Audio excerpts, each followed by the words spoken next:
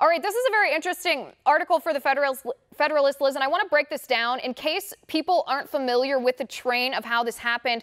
Walk us through how John Brennan could have been the one behind this and how the focus of the DOJ probe signals that that might be the case. Right. Well, John Brennan really comes back to the center of all of this. If you remember, senators on Capitol Hill were being briefed personally by John Brennan back in 2016, which led to Harry Reid calling on the FBI to publicly calling the FBI to investigate the Trump campaign for these ties to Russia. And that, of course, had to have come from the Democrat dirty dossier. And that all started after John Brennan went and was briefing, seemingly telling everyone in Washington.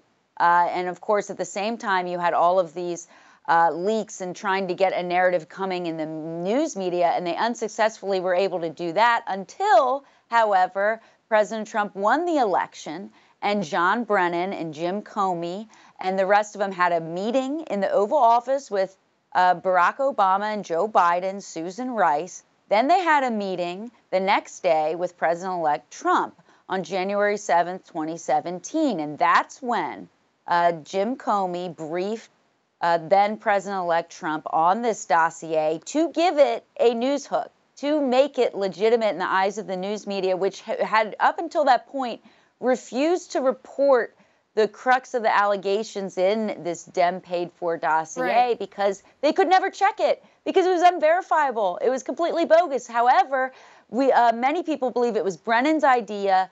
He used Comey to brief the president. Then suddenly it leaks to CNN. Jim Clapper, he's involved here too as well, gets a contract with CNN. Brennan ends up getting a contract with MSNBC. But these people at the highest levels of the Obama administration were up to on a full course in vendetta against Trump. And they used every means necessary to try to sabotage him. And that's why we got the collusion hoax narrative from the beginning, before Trump was even sworn in.